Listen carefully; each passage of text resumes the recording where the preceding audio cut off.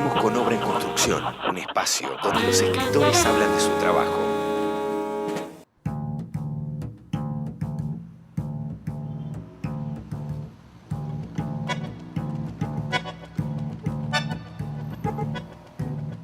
Los viejos barrios de Buenos Aires, los barrios arbolados, la zona de Caballito, la Plaza Irlanda, cualquiera que me ha leído con detención, aunque mis novelas ocurran en Córdoba, siempre están ocurriendo en Buenos Aires.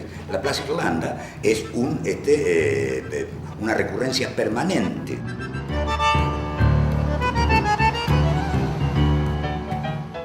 Barrio en el que también vivió Roberto Ar, por otra parte, y siempre jugué con la idea de cuando era chico Ar pasaba por mi casa y me tocaba la cabeza, cosa imposible, porque Ar se mudó de ese barrio como 20 años antes de que yo naciera, pero de todas maneras no está prohibido que uno juegue con su propia imaginación, ¿no? Y amo profundamente Buenos Aires, y sin Buenos Aires creo que yo no hubiera escrito. Buenos Aires me permitió a mí escribir sobre San Pedro por la lejanía.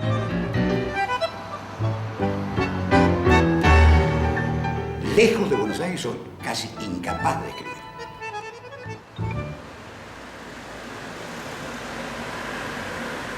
La verdadera tierra de nacimiento de un escritor son su lenguaje y su niñez y su adolescencia, ¿no? Todo lo demás casi podría ser aleatorio. Un hombre puede vivir en cualquier lugar del mundo, pero si conserva intacto su lenguaje y el cielo de su niñez y su adolescencia, puede decir que siempre está viviendo en su patria, ¿no? Por eso no creo demasiado en los destierros. Un hombre nunca se destierra si se lleva la patria puesta, ¿no? Aquel soy yo también, cuando era joven. Y es el que hizo ese Alonso. Tanto la lectura como la escritura me fueron permitidos con naturalidad por mi padre. Yo vivía solo con mi padre en San Pedro y mi padre no controlaba los libros que yo leía, ni creo que hubiera sabido exactamente controlarlos, pero de todas maneras no necesitaba controlarlos, ya que en la adolescencia cualquier muchacho más o menos despierto puede, y yo diría que hasta debe, leer cualquier libro, ¿no? En la adolescencia yo leí tanto a Kafka como a Dostoyevsky, como a Poe.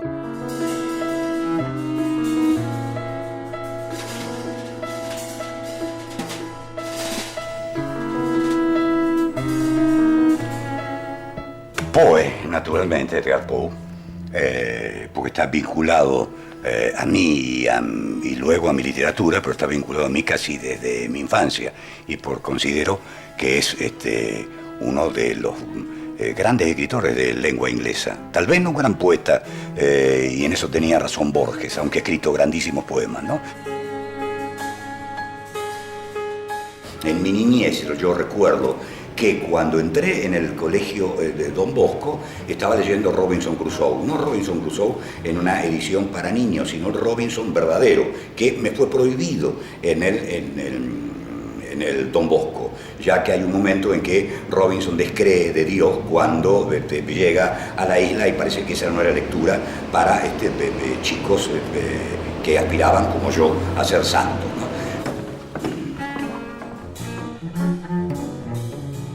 Y luego empecé a leer desaforadamente todo lo que caía en mis manos, con un método que se lo aconsejo a todo el mundo. Cuando un autor me gustaba, trataba de ver cuáles eran los autores que a ese autor le gustaban.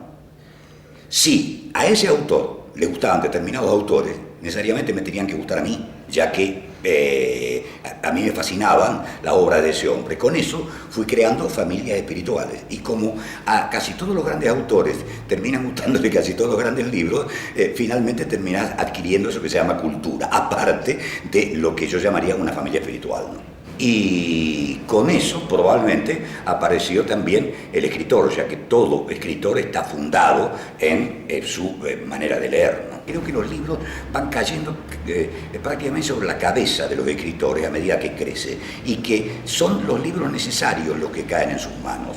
Rafael Barret, el gran escritor español que nosotros consideramos argentino y los paraguayos, anarquista, autor del terror paraguayo, autor de Al margen, autor de estos 3 tomos que hice encuadernar cuando era adolescente, porque siempre sentí que los iba a tener toda la vida conmigo y no quería que se me destruyeran. Neruda, que es también encuadernado en aquella época, hecho encuadernado en aquella época, las obras escogidas de Neruda en la época en que Neruda todavía no había terminado de escribir Canto General, había acabado de escribir Alturas de Machu Picchu, hasta ahí había llegado. Roberto Arlt, que acá está desparramado también en ediciones individuales, ¿no? Esta es una edición muy anotada y muy vieja de los hermanos Karamazov. El Quijote, que es la última cosa que estuve hojeando estos días. Ya voy por la segunda parte. El encuentro entre Sancho y su mujer, Teresa Cascajo, que es uno de los momentos más irresistiblemente cómicos del libro. Las obras de Sartre, diría que La náusea es uno de aquellos libros a los que vuelvo siempre.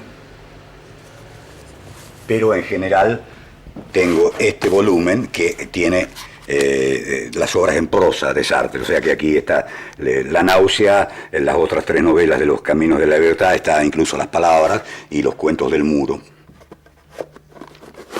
Tolstoy, del que en este momento estoy leyendo los diarios, El castillo de Kafka, también encuadernado cuando yo era adolescente, porque sentí que ese libro lo iba a tener que tener toda la vida conmigo y tenía miedo que se me rompiera en el trayecto. Y La Divina Comedia de Dante, de la que debo tener unas 10 ediciones distintas, en italiano, en castellano. La que suelo leer en castellano es la traducción de Bartolomé Mitre, que juzgo una de las mejores traducciones en versos que se han hecho al castellano. Y este texto es uno de los textos más hermosos que escribió Rilke en prosa. Esos son los libros a los que frecuentemente vuelvo. Debería agregar Hermann Hesse, que anda todo por acá, y Borges y Marechal, naturalmente.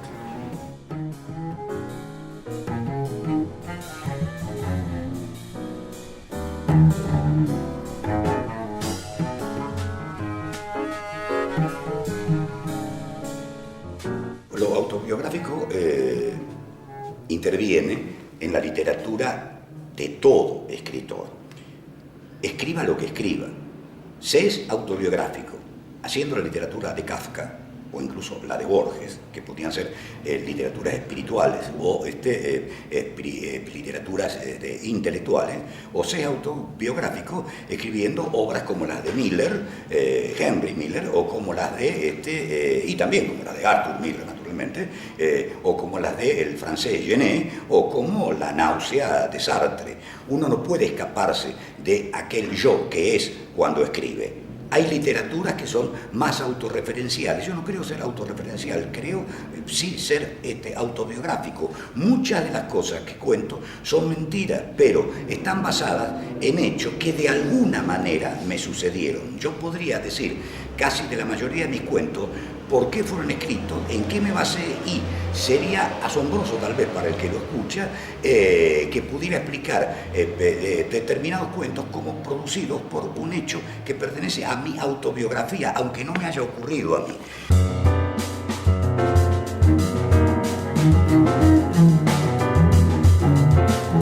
Sí, el lector es autor de sus propios textos, pero nunca puede leerlos realmente.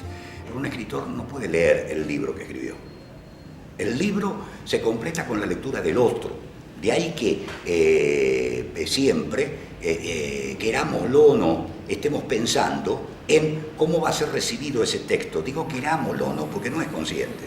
Porque en realidad, cuando uno escribe un texto y está pensando en un lector, no tiene más remedio que estar pensando en sí mismo puesto como lector.